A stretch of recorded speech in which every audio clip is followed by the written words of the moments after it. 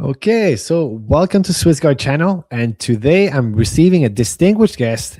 He's an author of several books, such as Blessed Charles, a Holy Emperor and His Legacy, and Zita, Empress of Austria and Queen of Hungary, which I had the joy of reading. He's a historian, journalist, and most of all, a joyful and productive Catholic. His name is Mr. Charles Coulombe. So, Mr. Coulombe, it is really a thrill to have you on my channel. Thank you so much. So to begin with, I'd like to start with a bonus question for the audience who wouldn't have the chance to know you yet. So, are you a French Canadian? Are you a French Canadian? Well, yes and no, no and yes. Sorry about that. No, it's fine. Ma première langue était français, mais je suis né à New York. Je suis de quatrième génération aux États-Unis. N'avec pas plusieurs pour parler en français. Ma langue va, although I can still speak it after a fashion. Although I was asked to do an interview on Radio Canada and in Montreal, and the interviewer, I won't name him, but I asked him, would you want to do the interview in English or French? And we've been speaking in French. And he said, Monsieur Coulombe, votre français, c'est un peu folklorique. Mais votre anglais, c'est très cultivé. So that was wise. So to answer your question, I'm half French Canadian. Although if you ask me my nationality, my blood, I'm French Canadian. French Canadian American. Coulombe, is about as French Canadian as you're going to get. Exactly. And I've been to La Belle Province exactly twice in my life. And never, unfortunately, so far, to the Île d'Orléans, the berceau du Canada français, where my first ancestor, Jean-Baptiste Coulombe, settled in, 1638, I think, Saint-Famille. So, and mind you, in my family are Audettes and Pelletier and Saint-Laurent and Garon. 100% French Canadian. 125% French Canadian. On my dad's side. If you can get a chance to go to Ile d'Orléans once in your lifetime, you would be delighted. We like to joke about it. It's actually not a joke. I think it's true that the entrance of paradise is through the Ile d'Orléans. It's really beautiful. It's really beautiful. And if you take the time to just look at the architecture, look at the people, the way people still live today, they all have monuments dedicated to their family, the Blouin family and then the Pierre family and whatever. These people are not without roots. They know who they are. They know where they're coming from. They protect their churches. They protect their land.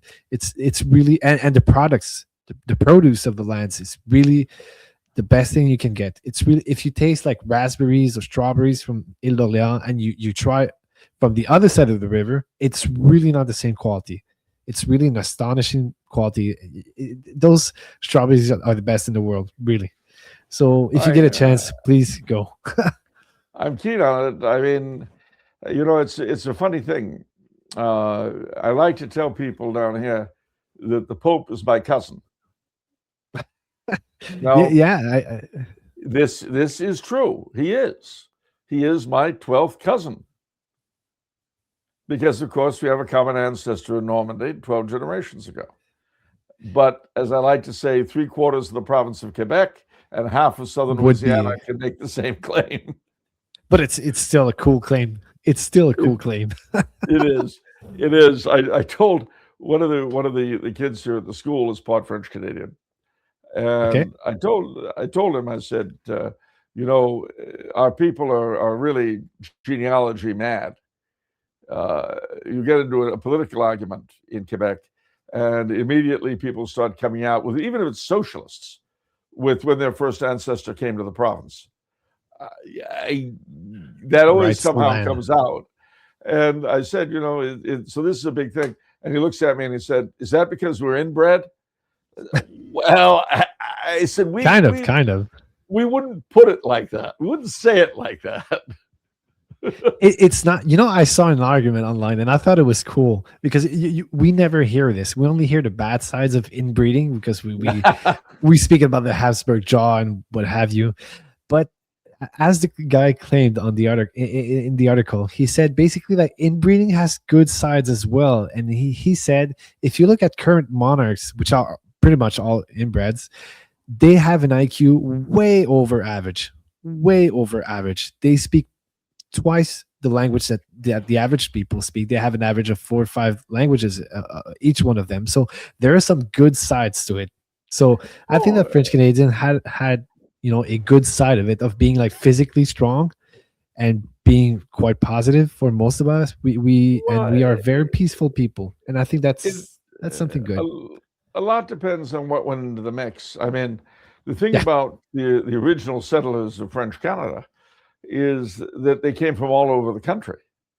Mhm. So, yes, we descend from a few hundred individuals, to be honest, but those few hundred were about as varied genetically as you can be and still be European. Yeah. There were Latins, there were Normans, there were Bretons. They came from all over. Lorraine, Alsace. I mean, it was. Now I'm not talking about the Acadians. That's a different story.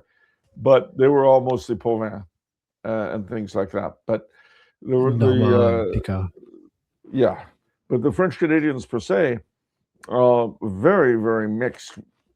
Within those terms. So it wasn't quite the same thing as in Appalachia, where you had people coming over from Northern Ireland, from Ulster, from the same village, and then they settled down and did the same thing here. Well, but that's so there's a bit of a difference there. I'd also say that one of the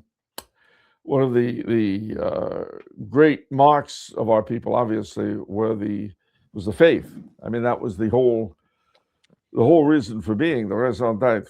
And Yeah.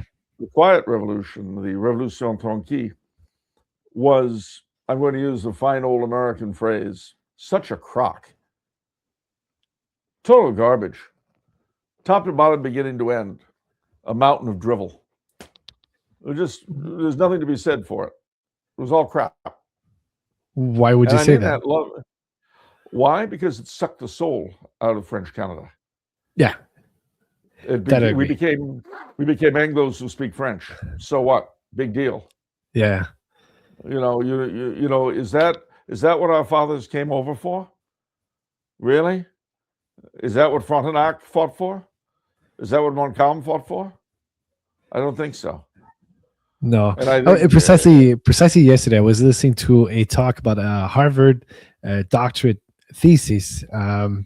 And basically, it was a woman who was trying to say that the Jesuit missions, I grew up as a Catholic, and I was taught that Isaac Jogues and Gabriel Lallemand and Brébeuf, they were all saints and martyrs, and they wanted to die for the faith. But when I dug more into this, I realized that it wasn't only the faith; like they were actually defending the interests of the kings and the kingdom of France. And you look at their writings, and they always want to bring French civilization to those indigenous people, which is a bad thing. So they weren't only looking after the face, and I was like, yeah, but they're linked. Like they're well, linked. obviously, she needs to become one of the wives of an indigenous man. To find out. Yeah. Yeah. Now, mind you, she'll have to give up this education garbage of hers. Yeah. She'll need to She got stop corrected in the Q&A. In the Q&A, I was that. thrilled. I was delighted that people asked very good questions, respectful questions. They didn't call her name or whatever, but they said, listen, the French were Catholics and they wanted to bring civilization, to bring a marriage civilization, to bring music, to give a good education and to bring proper order and to fight against Protestants who were just wiping them out. And she backed out. She couldn't say the answer she gave was so outside the mark. It was really she couldn't answer, and I was thrilled. I was like, yes, good. Well, for one thing, she went to Harvard. My grandfather taught at Harvard, my mother's father, and trust me, the fact that she went to Harvard is proof that she didn't know anything. Overrated. Well, he hated the place. And I asked him, if you hate it so much, why do you teach there? And his response, typical grandpa, he said, just because the administration are stupid and insane at once, why should I deprive myself of the joy of teaching fine, bright young minds? If you enjoy teaching, then Good place to be. Yeah, I agree. but he said he would much rather be a professor there than a student. Correct. So, So at any rate, I would just say that this whole indigenous thing drives me a bit crazy. Whenever I hear, oh, we've got to decolonize literature. All right. If anyone hearing this wants to decolonize, here's how you do it.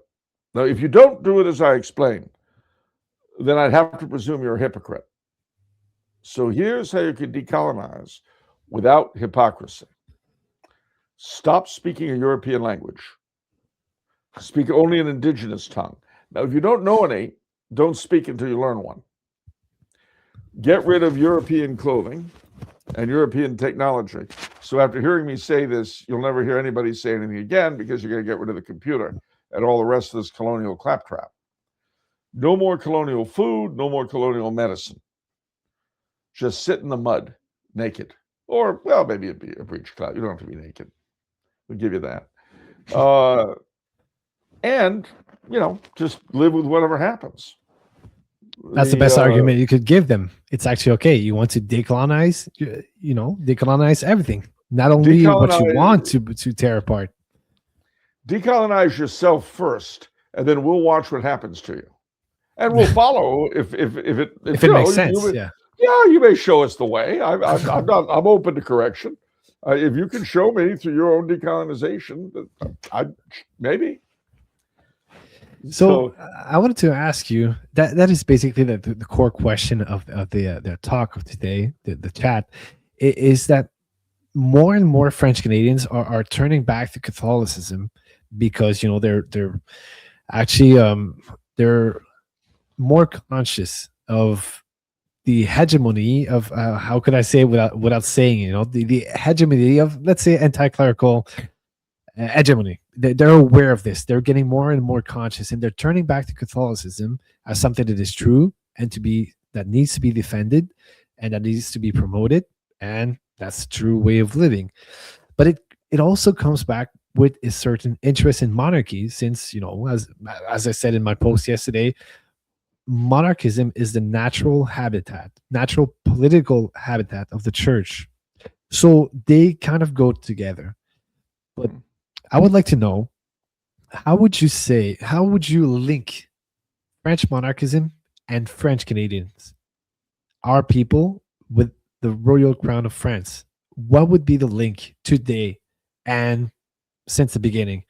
How can we tell to these young people there is an interest in the French crown, and you should be aware of it and maybe defend it? I don't know how to formulate this question because it's so vague, but it has to be. It's not too vague, actually. It's not too vague. First, I would say that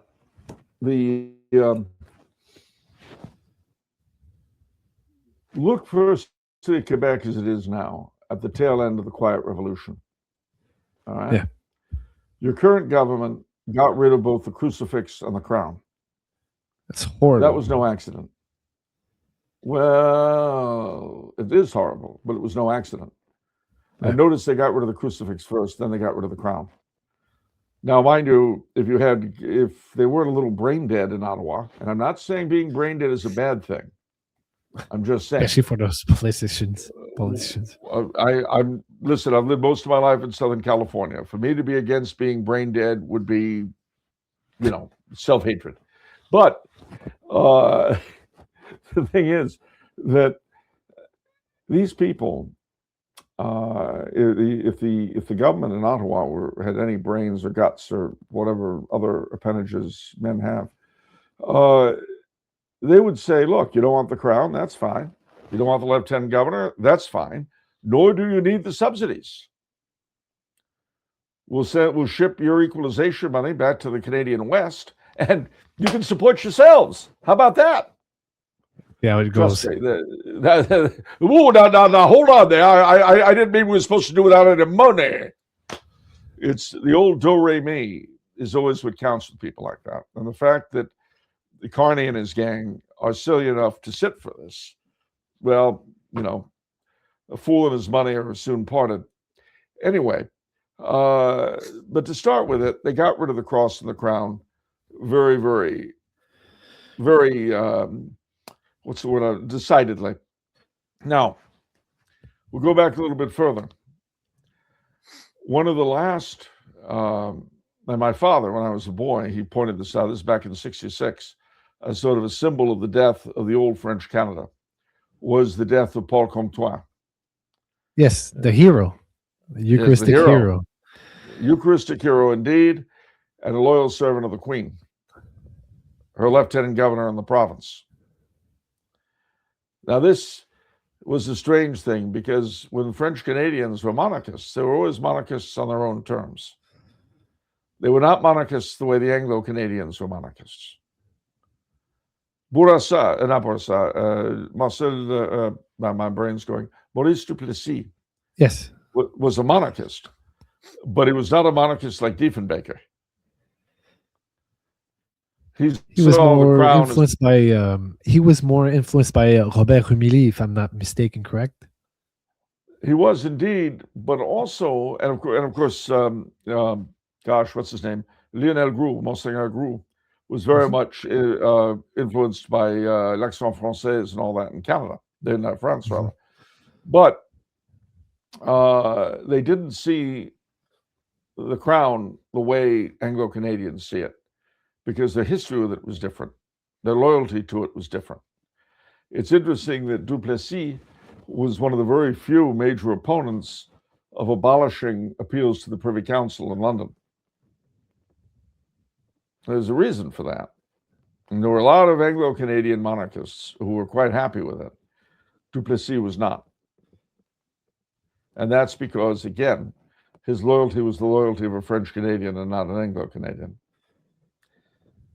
You could be loyal to the same thing as someone else for very different reasons. That was the genius of Austria-Hungary. The various peoples of Austria-Hungary were all loyal to the Habsburgs, but for different reasons. So now let's go all the way back. Now we go back to the conquest, la conquête. 1760, if I recall well. 1759. 59. And of course, 1763 is the treaty, but Quebec fell in 1759, Plains of Abraham. And what happens? Well, what happens is, in 1763, the King of England signs a treaty with the King of France. And one of the requirements of that treaty is that he treat his new subjects, Indian and French, as though they were his own born. Now, that is a very difficult thing to live up to when you consider that the penal laws in England, Scotland, and Ireland, and in 10 of the 13 colonies, forbade the Catholic Church. So what do? Well, you've obligated yourself under a treaty. And then, if that weren't bad enough, to some people's point of view, George III became interested in Catholic emancipation at home in the British Isles. So he was the first, since 1688, the first British king to visit Catholic noblemen and to entertain them at court. He was the first British king to be popular amongst the Catholic Irish since 1688. And so it went. Which probably caused a chaos over there in London, no? Oh, it caused a lot of difficulties, to say the least, as you'll see. But meanwhile, in the colonies, remember that we were the enemy to the northern colonies. Our Spanish cousins in the south were in Florida, were the enemy to the Southerners. And the kings of Great Britain were the great Protestant protectors against Catholicism. Well, this is going to change real quick. Now the king has all of these Catholic, French, and some Indian subjects, What's he going to do? Well, as a sort of emergency measure, he informs his governor, Guy Carleton, to basically suspend the penal laws. But that was only done on a temporary basis. Then, in 1766, was it? 67, something like that. It was 69. Anyway, whatever it was, the Bishop of Quebec died, and his Vicar General, Monseigneur Briand, was elected bishop and confirmed by Rome. But now he's got a problem. How are we going to consecrate him? Well, the British Parliament, or not Parliament, the government, the cabinet, don't want him to go anywhere. The king overrules them and tells him to go to France and get consecrated. And he does. So he comes back and becomes the Bishop Briand of Song and Story. Well, then the fun really sort of begins because, as you know, in 1774, we have the Quebec Act, which codifies what had been the practice really for about 10 years. It puts it into law. Well, the rebels to the south, the soon-to-be rebels, are utterly, utterly horrified. They can't believe it. The great protector of popery has turned papish, they thought. Well, that was one of the great contributions to the rebellion. And in fact, the Quebec Act is denounced in the Declaration of Independence. It actually triggered it it actually triggered it, no? It sure Not did. in its entirety, but No, there was more to it, but that was a big chunk.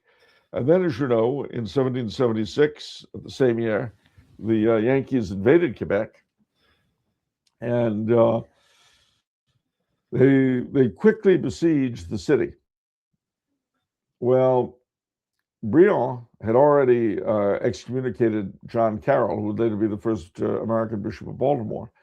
He excommunicated him for coming up with Ben Franklin to try to get the French Canadians to rebel. yes, yeah, I remember that episode. Yeah. That episode. What a hero! So that happened.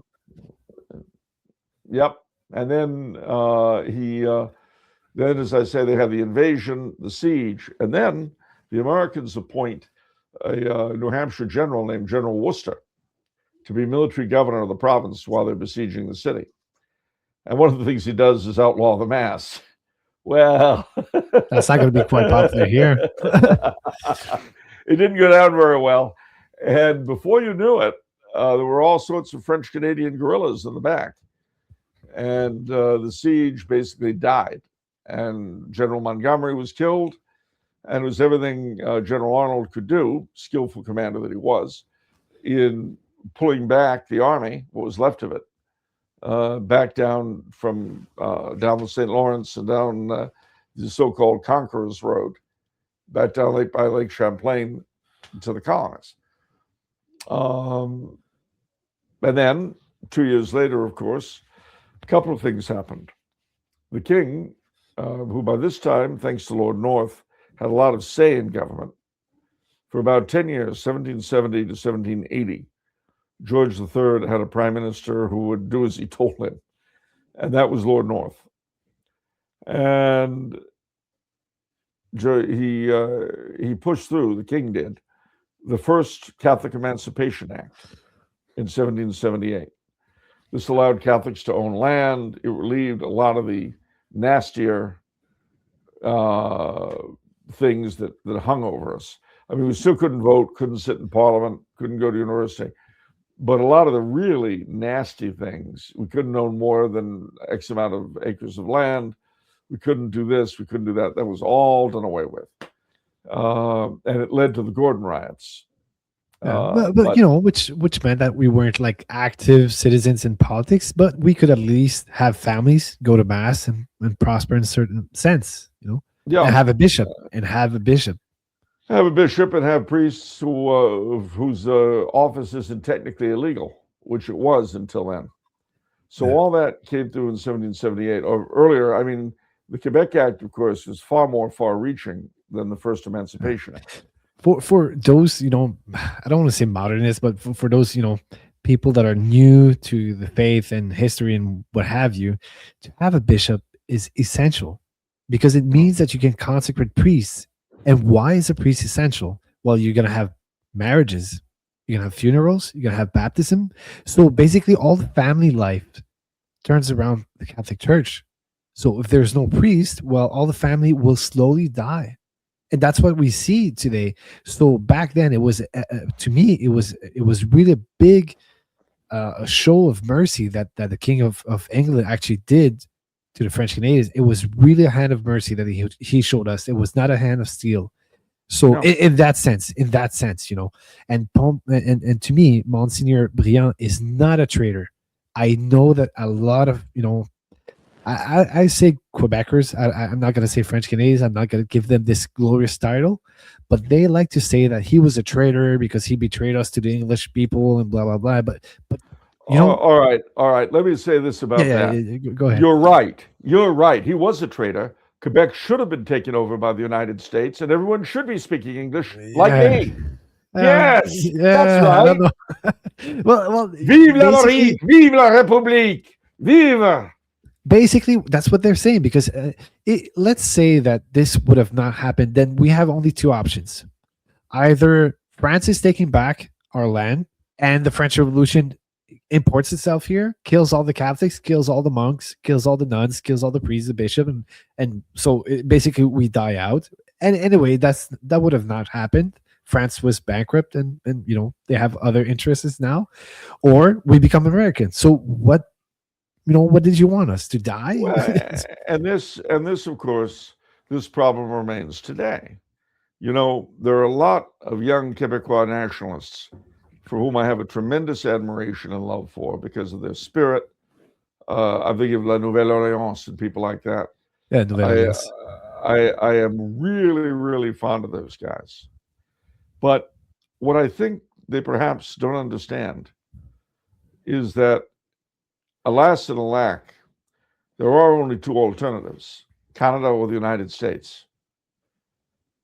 They're really, if Quebec ever did become independent from the rest of Canada, she would be American within a generation and entirely Anglophone within three. Yeah, And how do I exactly. know this? I have seen it. When I was a boy, when I was born in 1960, there were still sections of southern New England, little Canadas. We would hear French on the street. It's all gone. I'm the youngest man in my family who still speaks any French at all. Which All speaks you a lot. have, all you have are names that people who have them can't pronounce, like Frigalt. They can't. That's what you're left with, and that, alas and alack, is what awaits an independent Quebec. Now, you may not like this. You may not want to hear it. It may be annoying. So you could ask me, it'd be a fair question. So what's your solution? Glad you asked that. So what's your solution?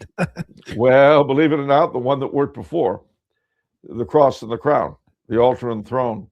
Let me see just a minute if I can pull it up. I go with you. I enjoy the spirit of Nouvelle-Alliance, and I always give them likes and support them, and I have friends in there.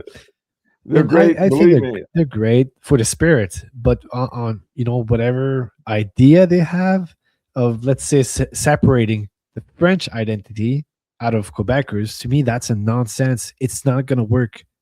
We come from people. We come from France. We are French. Like, we're not Germans. We're not No. Mexicans. We're not Spanish. We are French. And they'll Yeah. use the I'm sorry for the guy of Nouvelle Alliance who will listen to it, but when they utilize Lionel Groux to invent a new identity that he doesn't argue for, I think that's an abomination. He's not arguing for a new Quebecer identity. What he's saying is, like, we have to keep our French identity. We have to keep our French heroes, Yeah. Saint Jean d'Arc, Gasquin, all the thing, without excluding those of French Canadian descent, which is the same descent. That's No. all he's saying. We need a balance. He's not saying we have to throw everything from France in the trash because we are not French. We are Quebecers now. That's not what he's saying. So that would be the Well, greatest critique that I have of Nouvelle-Alliance. But aside from that, props to the guys. They're doing something I, that no one else is doing. So and that's what I'm really all for that. Here's what I was looking for. This was the original fourth verse of O Canada. Now, bear in mind that O Canada was not written as the national anthem; it was written as a French anthem, as a yep, and then we're trying to Canadian French unify. anthem. Exactly. And here's the fourth verse: Amour sacré du trône de l'autel, remplis nos cœurs de ton souffle mortel. Parmi les races étrangères, notre guide est la loi, sachant être un peuple de frères sous le joug de la foi. Répétons, comme nos pères, le cri vainqueur pour le Christ et le roi. Le cri vainqueur pour le Christ et le roi. I hope my pronunciation isn't as no, it was savage good. as it sounds I to my understood ears. everything. No, I understood everything. It was really well pronounced. That is beautiful, and I feel so joyful that I could actually hear this for the first time. I didn't know that part. I knew the mix and match of the English side and Trudeau and what have you, but that I never heard. I've never heard it, and Never. I think it's so beautiful on one side and so sad that we abandoned it. Well, it is. I call it the forbidden fourth verse. Oh, we can't talk about it. Oh, gee You see, willikers. I'll take a note right now. I don't want to. It's but you see, it shows us where the minds of our fathers were then. Yeah, it was beautiful. Now, mind you, going back to our Revolutionary War, which of course down here or over there, I should say, I'm in Austria. We're in the 250th anniversary of the Declaration of Independence. But in 1778, because the defeat at Saratoga, which is a whole other issue and a whole other time, France enters the war on the rebel side. The following year, Spain enters the war. Ironically, because this is the year that George III gets the first Emancipation Act through. Ironically, the entrance of France and Spain into the war turns him off on Catholic emancipation because he feels betrayed by his brother monarchs. Now, it's not like they got anything out of the deal either. Louis XVI didn't get a good part at all. No, he did not. And mind you, I have a huge admiration for Louis XVI. It was his reforms in the 4 years before 1778. He'd been king since 1774. He put through a lot of reforms, military, economic, and so on. And they were precisely the reason that France was able to win the Revolutionary War. Usually, as in the three preceding, or the four, 7 years, Austrian succession, Spanish succession, all the way back to the War of the Grand Alliance, the French might outfight and outgeneral the English, but they always ran out of money. And that would end it. Not this time, precisely because of the administrative reforms of Louis XVI. So, I mean, he was, in his way, he was an incredibly good monarch, but he made a huge mistake. And that was, in my humble opinion, entering the war on the rebel side. Yeah. Because that nailed it. He bankrupted the country. He managed to bring the war to an end, but they were still bankrupt. They didn't run out of money until the end, but they did. And then he wanted to tax the nobles to help the cause of France, and the nobles refused. Imagine. That's how bad it was. Well, again, you had several things happen. A lot of the French officer corps, when they were over in the United States, picked up, shall we say, Republican ideas. Yeah, that was a problem. That was exactly a problem. And then they're brought back to France. Then in 1788, you have this volcano blow up in Iceland. It destroys the crops in a good chunk of Western Europe, including a good chunk of France. But the country is bankrupt. So there's no grain in the royal granaries, and there's no credit to buy more. So he calls first in 1788 the Assembly of Notables, which could do nothing. And then in 1789, the Estates General, which turned into the dog and pony show we all know. Yeah. And then from there it went. Now, meanwhile, in Quebec, this was seen with horror. And it's interesting that for 50 years or so, after Louis XVI was murdered in 1793, pictures of St. Louis done in Quebec generally have his face. The face of Louis XVI. Is that what you're saying? Yes, Oh, was that so? I they didn't know that. generally had the face of Louis XVI. And that that little tidbit I picked up, I think, in the Canadian Encyclopedia, actually. So the thing is that with that happening, the next step, of course, was the War of 1812. And there, you may recall, the Americans invaded once again, thinking it would be a cakewalk to take Montreal. Not so. Not Not quite so. fast. Not so fast, my little munchkins.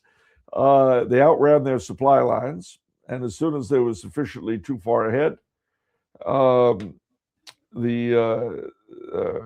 gosh, what was his name? The commander at Chateauguay. Gosh, I'm going blank. I don't name as well as my own. Gosh, this is very embarrassing, ladies and gentlemen. Try not to get old, because if you do, you'll get senile like me. Let's see, Chateauguay. He was a Salaberry. Yes, to Salaberry. Thank you, Charles Michel de Salaberry. So, who had an incredible career all on his own, and Chateauguay marked quite the high point in the French collaboration against the revolution, in the French-Canadian collaboration against the revolution. Now, here's when the war was over.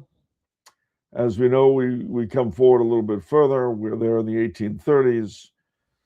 We have the whole thing with the Chateau clique in Montreal, the family compact in Ontario, and so on and so on and so on. Well, what people forget, other than Papineau died as Protestant, which we won't touch on, that would be too obvious, low-lying fruit. But the Patriotes, again, both to a lesser degree in Quebec, but the Grits definitely in Ontario, they wanted annexation by the United States. And from then until the time of Prime Minister Carney calling the king to open Parliament, the Grits that was a funny one. Had done everything and anything they could to deliver Canada to the United States. And that's a broad statement. And then you find exceptions to it that you could point out. But by and large, what Duplessis understood, you weaken the connection with Britain, you'll end up with America. I see it. I see it probably as you see it, is that the Crown of England was actually a protector of our people and a protector of the faithless Republican ideas. So without the English crown, we would have been eaten alive by either the French revolutionaries or English revolutionaries, but one way or the other, we were getting killed. Either way, and of course, the weirdly providential way we were spared from either of those fates is something that was very much present in the minds of the first French-Canadian nationalist writers in the 19th century. And here I'm speaking of people like Tardivelle and so on. Yes, Tardivelle. Where, you look at all of that and you see that we ended up going through this strange middle route that could not have been predicted in advance. And to be sure, lest anyone think I'm not aware of the injustices that were done to us, like the schools controversies in New Brunswick, Manitoba, and Ontario, I am. Nor do I say that the execution of Riel was a good thing. But I'll tell you something funny about Louis Riel that a lot of people don't know. In between his two rebellions, He led the Métis against the Fenians attacking for the United States in the name of Queen Victoria. Yeah, he was a loyal subject of Queen Victoria. I've heard He this. sure was. He was against the government in Ottawa, but not against the Queen. And that is something that people don't realize or remember. Exactly. That's a distinction that people fail to see today. In either camps. In either camps, it's not something that is common to do this distinction, but we have to do it. We have to do a distinction between the government of Ottawa and the Crown of England, which is not the same thing. You can argue that it's a Muppet, whatever, but you can have your own ideas. But factually speaking, the Crown of England has saved us a few times. And I'm not saying like we should be loyal to them until death and spare blood. I'm not saying, but we have to be fair. Like I don't see them as an enemy. I don't see them. Well, I mean, look, the truth of the matter is that we're a small minority people. We only survived historically through an enormous birth rate. Yep. That was The all. fossile des berceaux. Exactement. We had an enormous birth rate. We had our language. We had our faith, and we had our customs. La foi, la langue, les mœurs. Those three. That was called la survivance. Maintaining those three things. Now, without la foi, the other two are pointless. Correct. And this has put us into a position where we have a people with a divine vocation who have turned their backs on that vocation. A little bit like the children of Israel. We were preserved through strange and peculiar ways, like the Crown of England, who did more for us than they did for Ireland. And we have no gratitude to anybody. And then we give up the very thing which defined us. It's insane. The Papal Zouaves, which is one of the proudest moments in our history, 1860 to 70. I've read a book called Nos Croisés, like Our Crusaders. And it speaks about this moment, about the Battle of Mantua, and how every single parish in the French Canadian speaking world sent men, at least one, every single parish. Imagine that. That's a lot of. That's a huge enterprise.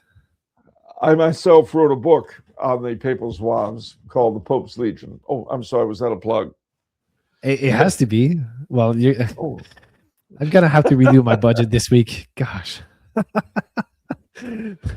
it was interesting about it was what a formative element that adventure was in the French Canadian identity.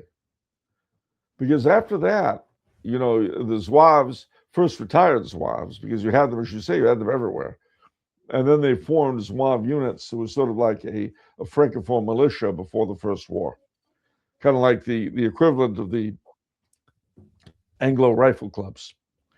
You had these all over Quebec and in a few other places in Canada.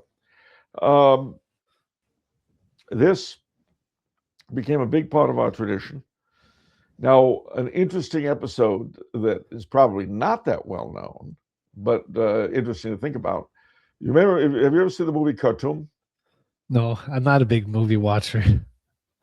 It's all right. It came out in 1968 before you were born, so don't worry about it. But I saw it when it came out, and it's about General Gordon, who was he was a British general who, on his own initiative, was at the time in the employ of the Khedive of Egypt, was basically surrounded in the town of Khartoum. And the British public, because Gordon was already a big hero, the British public demanded that they try to relieve him from the siege. Well, they said the British sent an army there under General Wolseley. He gets to Khartoum 2 days late. The siege is over. Gordon is dead. Everything's wrecked. Well, the British public are infuriated. The Mahdi, that was the messianic figure who had done the siege and had Gordon killed. The Mahdi was still at large, and Wolseley had to go up the Nile to get him. Well, Wolseley had fought against Riel in the 1870s. And he said, if you want me to go up the Nile, I need French Canadian boatmen to do it. Otherwise, I can't get the Mahdi. So they sent out an ad, which is a in tremendous Montreal and Quebec. compliment. Yeah, well, it is. They sent out an ad for volunteer boatmen, to help bring the British Army up the Nile. And they got them, about 150 or so. That was all they needed. And they got the Mahdi. But Which Wolsey always still said, speaks to itself. Which still speaks to itself. You know, how could, French Canadians, which were historically enemies, supposedly, of the English people, why would they, why would they give their own lives for a cause which is not ours if we were so-called enemies? So there's a distinction that we have to make between precisely the crown, the army, and the British people, or revolutionary spirit of the British people. We have to do a distinction between them. Well, and I think in fighting the Mahdi, they felt a little bit like crusaders, because Fighting for a noble cause. Yeah, and fighting the Saracens who had murdered a bunch of Christians. I know I shouldn't put it that way. I'll probably shut down. But it helped. The police will come rushing in any moment under the free speech requirements. How dare you had an opinion? How dare? Free speech is too valuable, too precious to be entrusted to any individual. It should be exercised responsibly on our behalf by our government. Exactly. But at any rate, the thing is that this too became an interesting point. Have you ever heard of an English writer today named Marc Giroir? Marc Giroir. Nope. Giroir, yeah. Doesn't ring a bell. Doesn't ring a bell. He's written a lot of things about. He's an Englishman, like third or fourth generation. He's written, about country houses and things like that. Anyway, it doesn't matter. The reason why he's in England, his great-great-grandfather or great-grandfather was a judge in Quebec. Okay. And at that time, the island of St. Lucia, which had been won in the Napoleonic Wars, had kind of a chaotic legal system. So they sent him down, the British sent him to St. Lucia to reorganize the legal system of the island on the basis of Quebec's, which, as you know, of course, descends from French law, not English. And he did a very good job, apparently. He's still remembered lovingly in St. Lucia today. But he ended up with a knighthood in England. And that's why there is Giroir in England at this time. Okay, that makes sense, because Giroir is not a common English name. No, it's French Canadian, and Exactly. that's what they were. I'll give you another funny thing. I was just a month ago in the Isle of Skye in Scotland, first time in my life. Now, in common with actually a lot of other French Canadians, to be honest, I have an ancestor named Laughlin McKinnon, who came from the Isle of Egg, just south of Skye, although Skye is where the McKinnons are sort of based. He came to Canada in 1772 to Prince Edward Island. Didn't like the conditions, went to join his brother in Matane, Quebec. His brother had come over with Wolfe's army. And his daughter, Geneviève, married a French Canadian, and their descendants are sprinkled throughout the province. You'll find Mackinac, Mackinnon, all over the place. Yeah, we do have a lot of. Yeah, indeed you do. And she's also Laughlin is my 9 times great-grandfather. So okay. I stood where he was born. 3 weeks ago. That must have been a good moment for you. It was maybe emotional. It was. And you see, he had been at Culloden and fought for Bonnie Prince Charlie. And I also went to Culloden on this trip. And I found, in doing my research, the McKinnons had been on the left flank. So I stand there where they would have been. And I immediately realized why he survived the battle. If he'd been in the center of the right flank, he'd have been toast. He was open to fire, I guess. Yeah. But because of where he was, I could see exactly how he managed to get through. And he ended up dying at the age of 110 in 1835 in Matan. Okay, that's quite interesting. Especially, there's a good solid case that you can make for monarchism in the for the French Canadian people in the early stages of the revolutions and what have you. For example, there's many witnesses of people that say that French Canadians were outraged at the French Revolution. People came out when the news came out that they killed our good king Louis XVI. People went out to the streets screaming and crying, and there were masses said all over the place, and people were really it was like a widowhood for the whole country. So that's like an easy case.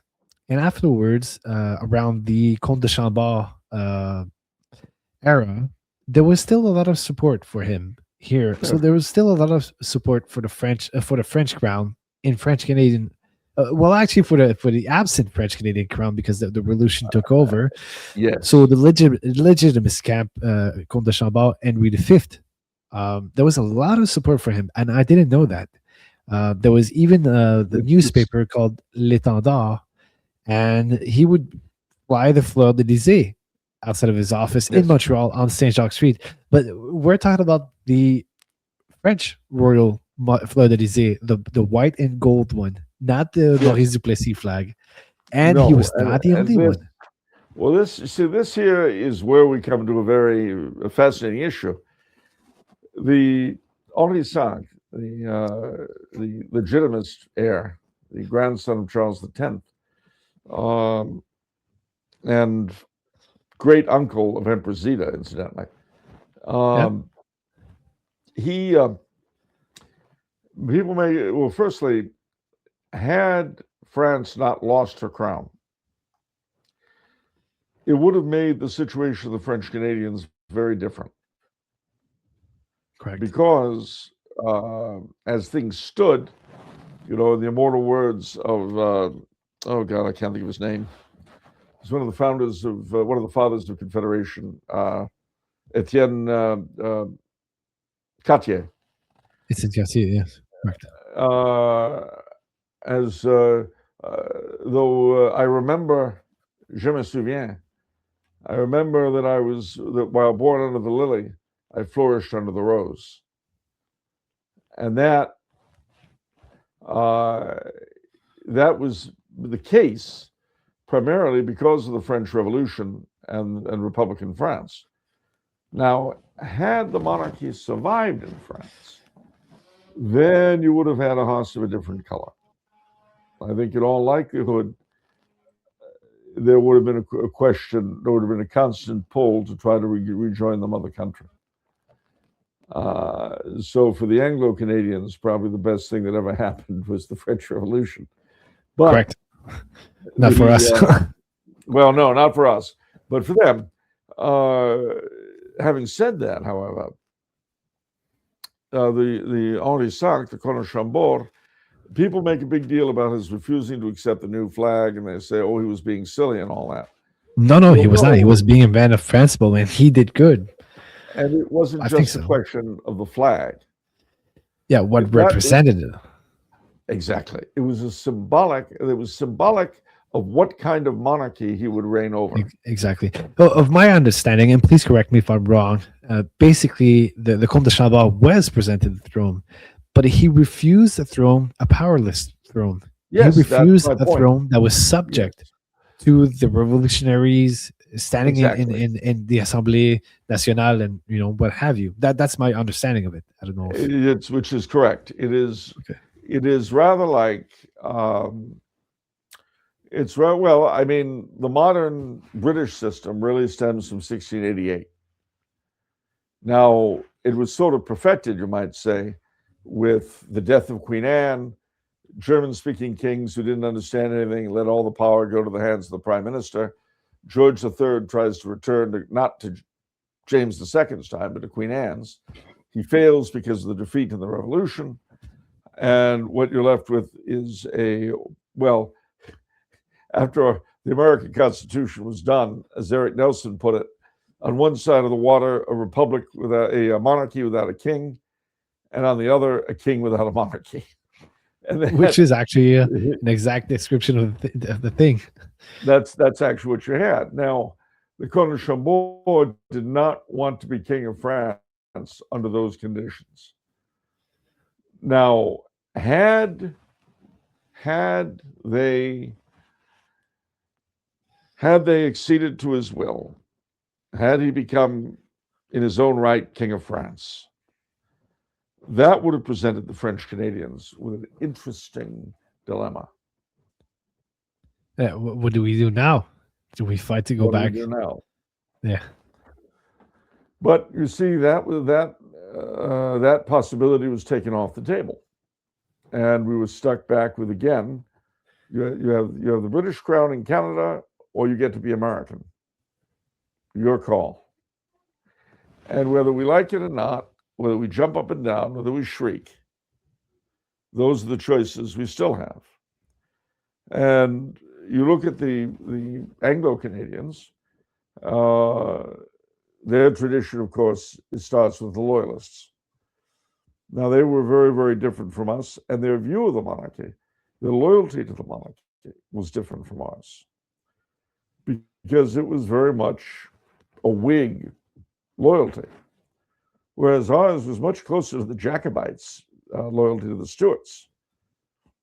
And so the very, very, I mean, the bit of "O Canada," could you imagine an English speaker writing a song like that? No, unfortunately, not on our side of the sea. No, I mean, it's the most Tory imaginable could not have written something like that. Now, that's just the way it is. So, I mean, I've had young French Canadians, God bless you all, excoriate me for accepting the two peoples myth. Except it's not a myth, it's just what is. Or rather, I'll tell you what, you don't like the two peoples myth? Fine. I'll give you the three peoples reality. Anglo-Canadian, French-Canadian, American. An American ready to swallow you both up. Exactly. Well, how I see things now is that what made our survival possible, well, it was large families. Yep. But how? Not just, we didn't just have babies. I see this all the time on Twitter and what have you, oh, have babies. No, like, yes, have babies, but have holy families. That's what's going to change everything. You got to have babies, yes, but to have those, you have to have mothers, and above all, you have to have fathers. Exactly, because even if you have like 6 billion more soulless, faithless people that don't know who they are, what is it going to change? You just have more slaves for the systems. That's not what we want. We want holy families who will know their heritage, who will know who they are, who will be loyal to the institutions and give their efforts to the institution that gave life to us. And that is first and foremost the Catholic Church. We have to recognize this. When I see people, I'm not too much interested in the Catholic Church. What have you studied? Well, nothing. Well, there you go. That's why you don't know why you should go back to the church. But the throne and altar, to me, is so vital for our survival that I would dare to say that something that hurt us the most was the lack of aristocracy here in Quebec. Because all our Catholic nobles left. And nobles, just like the kings, are protectors of the church. They finance missions. They finance the building of churches. They finance the schools. We all like to say, "Oh, the saints did this. The saints built this." Yes, but where did the money come from? They came from Christendom. Well, they came from the altar. So we did have the seigneuries and the seigneurs, which, as you know, we abolished in 1856. Although the last traces of the system, really only ended in the last 40 years. But when you have the seigneurie, the seigneur had his own pew in the church. He was responsible for a certain percentage of the money to keep up the church. Right. He was generally chairman of the parish council, Maguier, I guess they would say, Yeah, and still to this day. captain, yeah, Maguier and capitaine de la milice in his district, and that system was phased out. Now, what's funny, I have never heard, and I do not know, and I have never read if there was ever an attempt to defend the seigneurial system. I do not No, know.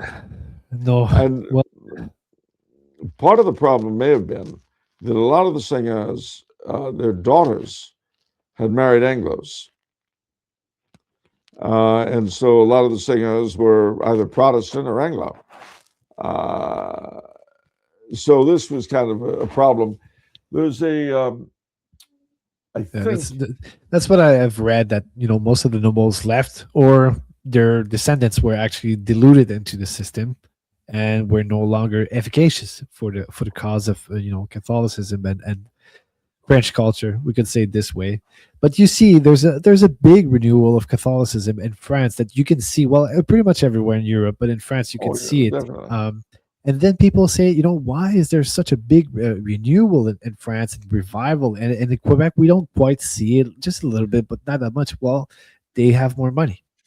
They have large families. They have old families. They have, a lot of running things that have been there for centuries. Well, we were left with nothing. So to have a running church, well, you need money, unfortunately.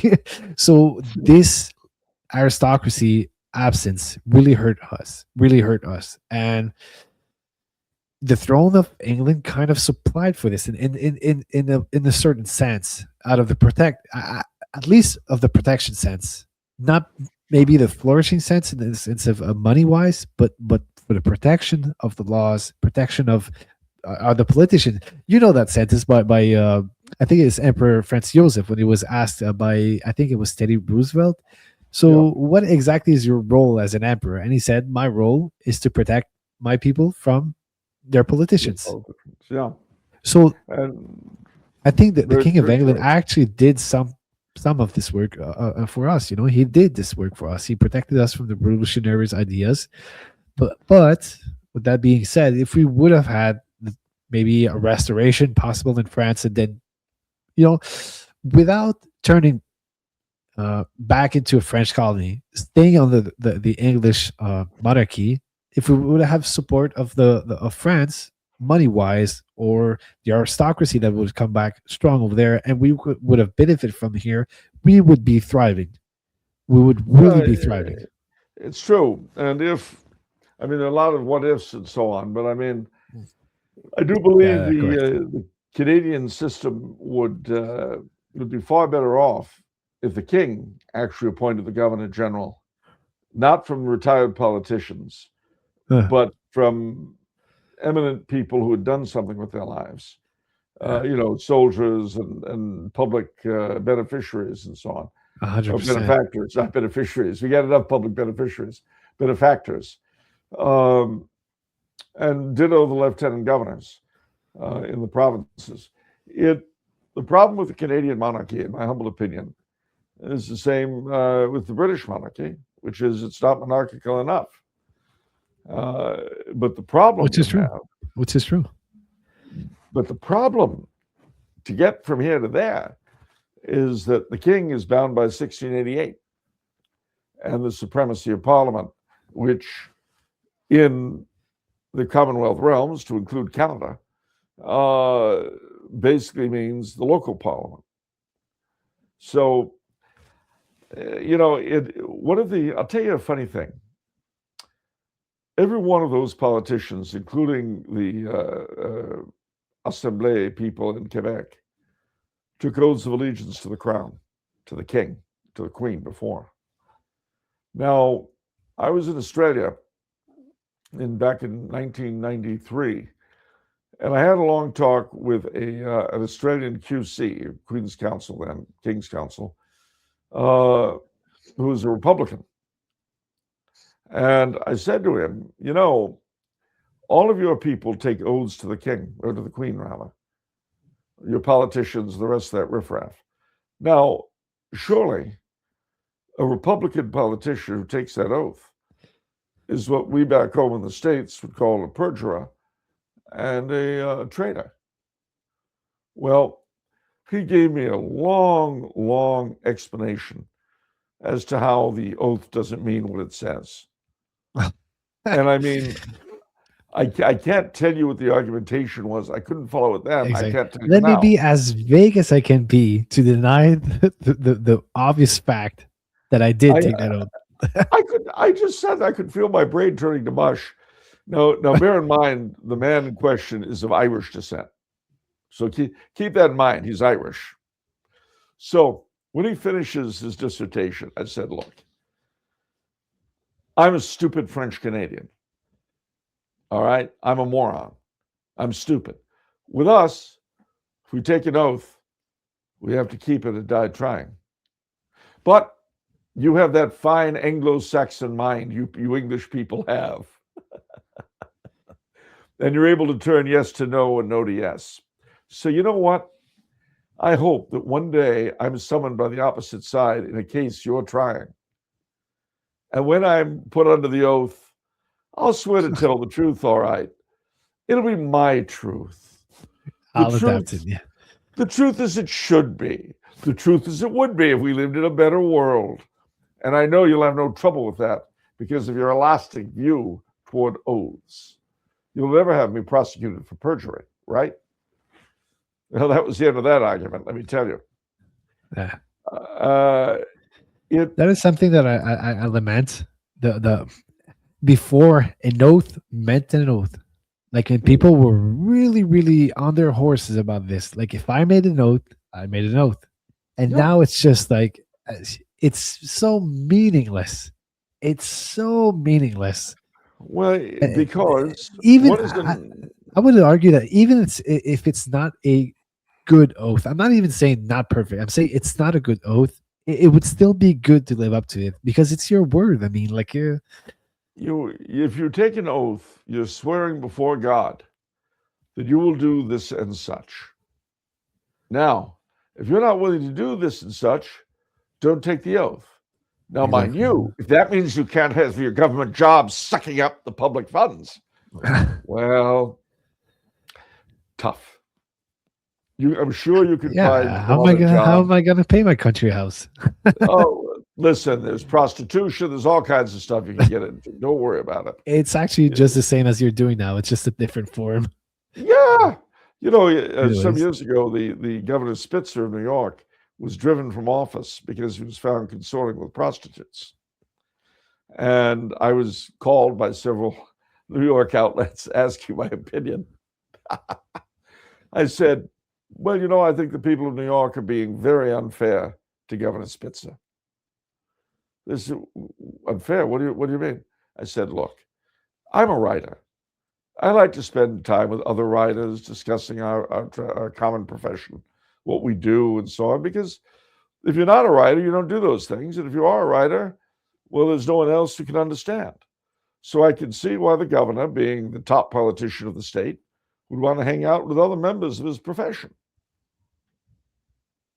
And I don't think there's anything wrong with that. You know. You know, none of them quoted me? Nope.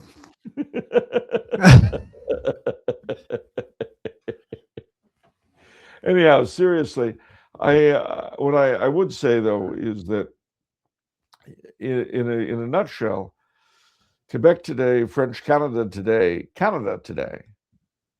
are in a series of dilemmas because of our odd history, and some of them have been eternal. The first is, do you want to be American? And how badly do you want to be American? That has been present certainly since 1814. The second is, if you're French Canadian, how badly do you want to betray your ancestors and your God? On a scale of 1 to 10. How much do you need to? You know, we know we're going to sell out. We got that part done. How much? If you're Anglo-Canadian, how much do you want to sell out the crown that justifies your existence? You see, I'm so happy to be a French Canadian First of all, because of what it means, but second of all, because I don't have this problem that a Western Canadian, an English Canadian would have to follow his roots. His roots. I don't have that problem. I'm a Catholic, so I'm in truth. I don't have this Protestant idea to defend that actually doesn't mean a lot, or it actually means a revolutionary spirit. But now Protestant seems to go against it, so it's kind of a flip flop that Well, we don't really understand. Do we have to be loyal? Do we have to? No, us. It's really easy. We are Catholics, so it that's it should that be. solves that solves the first problem. Now the second It should thing, be easy for us. yes. Now the second thing is which ground should we be loyal to?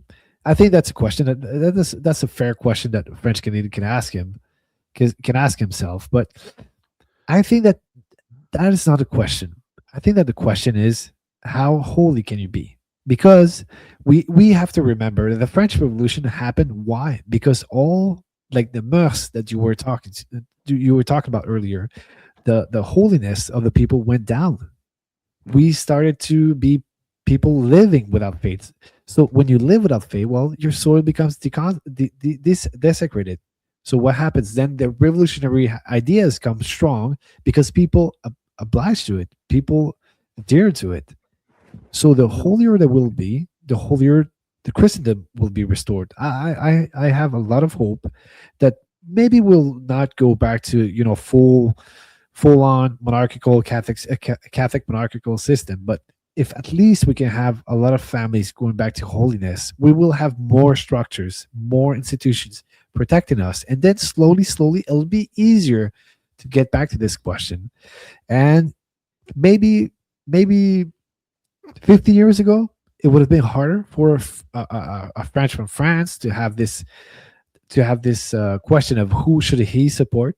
But now it's easy to me because Louis Alphonse de Bourbon, Louis XXth, he is a full blown Catholic. That you cannot deny. I've listened to pretty much all of his interviews.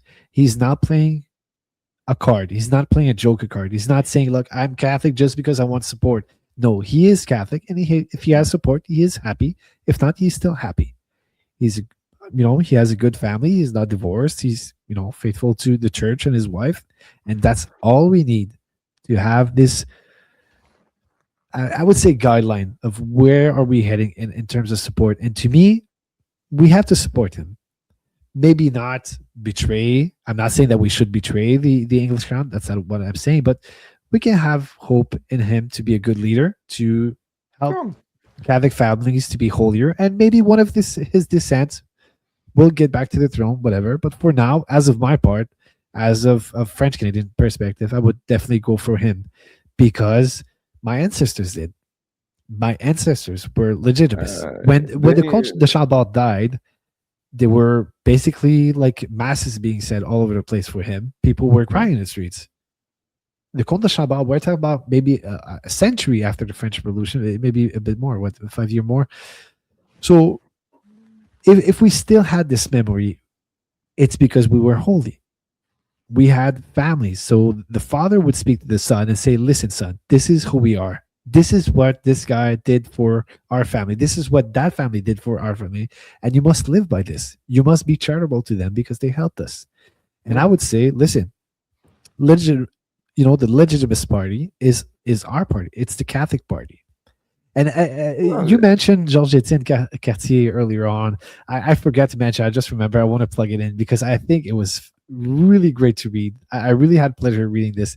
There's this discourse about Wilfrid Laurier, Prime Minister of Canada, in let me see the date. I think 1877. Where's this? Laurier? Here. No. Wilfrid Laurier was later. 1877. Sorry. No. Exactly 1877. So in 1877, what he's saying is that there's Conservative Party and there's the Revolutionary. He calls them liberal, and that's what it is. The Liberal Party. They would say, "Long live the Revolution." And what would the Conservatives in Quebec scream? "Long live the King. Long live the Comte de Chambord." Yeah. Imagine that support that we have 100 years after. Why is that so? Because we were aware of what was going on in France, because we were interested about what is happening in our motherland. It is, And in a that certain sense, our motherland, it is, the my great uncle Dona used to say to me that when a family stops speaking French, 1,000 years of tradition die. Exactly. Correct. That is And correct. I was kind of amused. A few years ago, I was in Nantes in France, and I saw a bar called Ta hyphen bar bar hyphen NAC Tabarnak, and I Which is went in. funny, but it's not, you know. I know, but I went in laughing, and Yeah, I said to the fellow, the fellow looks at me and says, "Vous êtes Canadien?" And I said, "Bien sûr." you He can bet said, on "Yeah." it. He says, all the Canadians who come in here are laughing. And I said, well, Well, it is funny. it's intended to bait us because North was one of the big ports that our ancestors came to Quebec from. Nantes, Lorient, a couple of others, but Nantes was one of the big ones. And, we forget this. I mean, one of the interesting things, I have a cousin, distant cousin, Jules Coulombe, who's a genealogist in Quebec. And he traced out for me exactly how we're related to the Pope on his side. And he goes through it, and he writes back to me. He says, "Well, I found that I'm related to the Pope through my side of the Coulombes." And I said, "Well, okay." He says, "Now let's do you." And he vanishes for like an hour, comes back. He says, "Well, you're not related through your branch of the Coulombes." And I sat there thinking, yeah, well, I know French-Canadian genealogy. We related somewhere. Sure enough. Find it. He writes back, he says, "Well, you're not related through the Coulombes, but you are related through the Pelletier and the Ganon." And then I found out that the Ganon had come to Quebec from Martinique. I had no idea. Yes. What a pit stop. Stop. If your name is Ganon, or you have any Ganon close relations you can think of, you've got roots in Martinique. So, get into that island beat. Enjoy the hot weather. Yeah, I guess. But so, no, I would like to have a quick word about the Habsburgs, if you don't mind. I've read The Habsburg Way of his Archduke Edward Habsburg, which it was a delight to read. It was really, really good. It was refreshing. It was not. It's not like as aggressive against another camp as you can see in Joseph de Maistre writing. Like they hate something. His Archduke, his Imperial Highness, doesn't hate anything. He's just a good Catholic, writing a love story to. Well, in his book, okay, in his book. Maybe he's calling for something I'm not going to talk here, but he says basically it's a love letter to his family, and that's exactly what I've seen in the book. That's exactly what I've read, and I thought it was so refreshing. Like, and he's just asking questions through and through. What about today? What about you? What about your family? What can you do? And I thought that was like so good, and I was like, gosh, if only we could have something like that for the Bourbon in French. How happy I would be. I was delighted with this book, and I'm a Habsburg supporter all along. I will always help them if I can. I will always defend their ideas and their history if I can. But gosh, if only we could have this for the Bourbon. If only we could have a distant cousin of Louis Alfonso de Bourbon that could do this for this family. Well, that would be fun. It would be incredible. He would have a harder time, I think, running this love story, but he could. If it makes you feel better, there's a Habsburg who I will not name. I know him, but his mother, after World War II, came to California, Fresno, and she married a French Canadian, and. Well, this isn't his name, but we'll say his name is Max. So he's half French Canadian, his father, and half Habsburg, his mother. So I always, when I'm talking to Edward, I'll always call him our cousin Max, our cousin. I'm claiming his blood. I'm claiming his blood, and you can't do nothing Well, about it. he's French Canadian. You know, sometimes inbreeding comes in handy. I'm telling you. Unfortunately, we're also all stuck with Madonna, so you know it works both ways. You knew she was French Canadian on her mother's side. There was a speaking of the Habsburg, there was a Rudolph, His Imperial Highness Rudolph, that came to Montreal a couple of weeks ago to give a talk, and Yeah. unfortunately I couldn't make it. And but I asked my godson. My godson went, and I was like, "How did it go?" And it was like it was astonishing. It was really good lecture. It was really good. But then I was like, "But then what? You know what happened?" And it was like, "Well, you know the classical audience." And I was like, "What of the church?" I was like, oh, okay. So there was like an old boomer lady that asked a stupid question. He was like, yeah. I was like, oh, God, what was it? And he spoke, in favor of the church's teaching on euthanasia. And she didn't like it. And she was like, she raised her hand. Well, I want to come back to when you spoke against euthanasia. We euthanized our uncle because he was suffering. And everyone, all the young Catholics in the room were like this, We're like, we are receiving an imperial family member, and we have to ask the stupidest question. That was such a shame for our people. And I was like, God, if only we could, stop behaving like boomers. But anyway, not against all the boomers. There are some very good boomers, but this. You know how you can tell that I'm not a Habsburg? I know he responded with something diplomatic. Yes, I would have said, "Hey, honey, why don't you get euthanized, and then we won't have to have this conversation." How about that? That's gonna that leave would have us been a lot my of immediate thought. Well, it's gonna save us some you get shaming. euthanized. Yeah, so you go ahead, lady. Now, mind you, speaking as a boomer, I want you to know what. Sorry about that. No, I'm not. It means I've seen a lot of stuff you didn't see, but some of it good, some of it awful.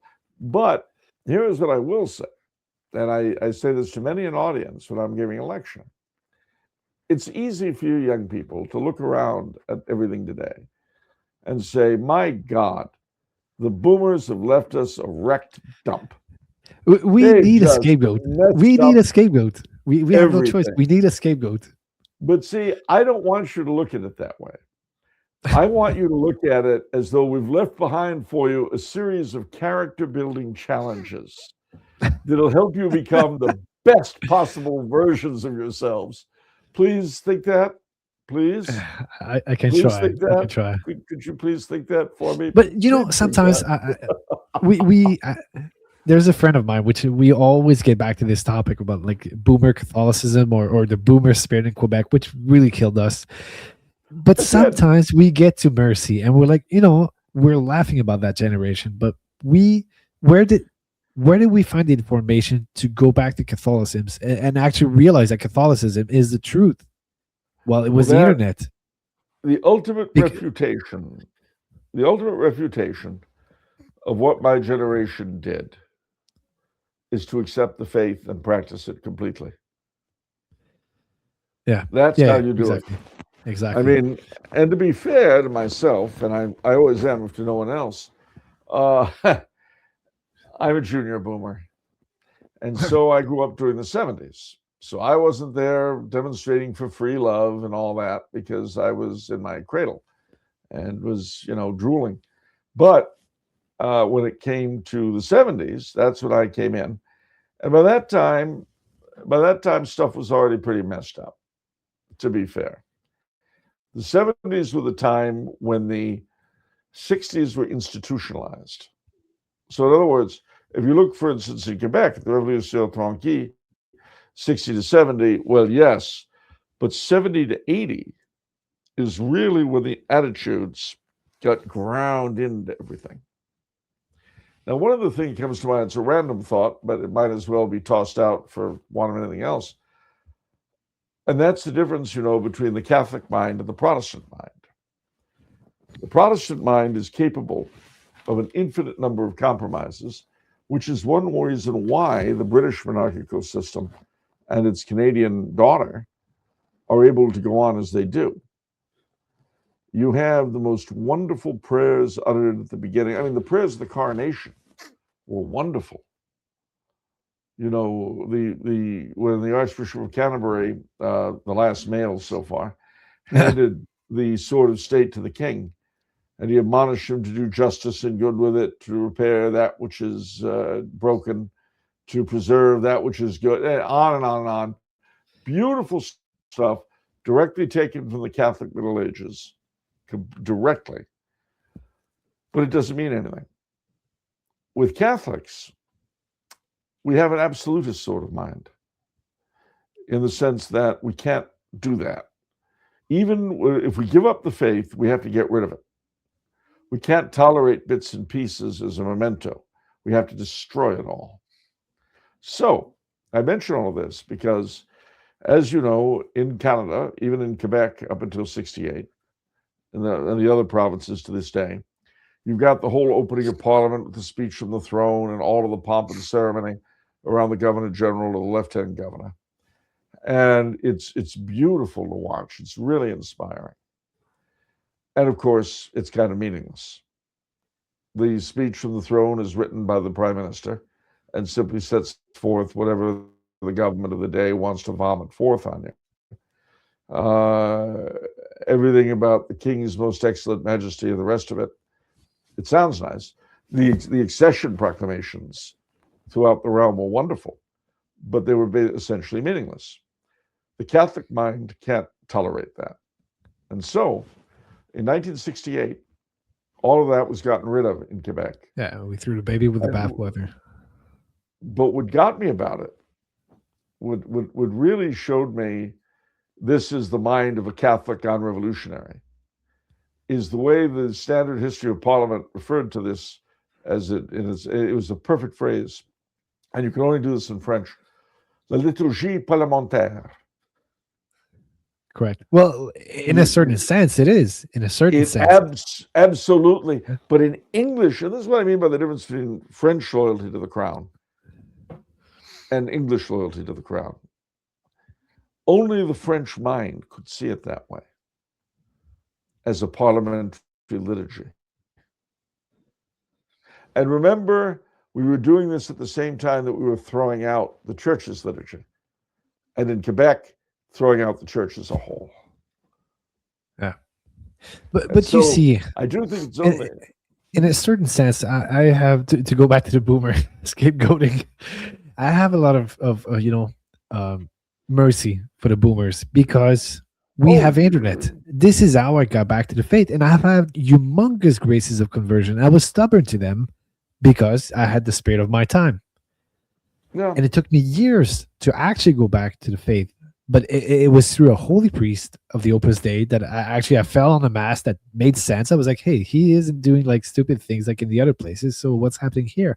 And he came to speak to me right after mass. He's like, are you new here? It's the first time I see you here. And I started to ask him questions, went back the next Sunday. And at that time, I would go to mass maybe once every 2 months because, I felt the attraction, but I didn't know how to answer, Mm-hmm. And he gave me a lot of information. Every single mass, I would ask him dozens and dozens of questions. And he had to go. He was like, I have to go. But he would answer charitably, but I could tell on his face that he was sometimes tired to see me. And then one day, he just gave me a book and the treatise on the Gospel of St. Luke by St. Ambrose, church father. The very first church father I've read. But then, and that was, the beginning for me as a church father enjoyer. But all the rest came from the internet.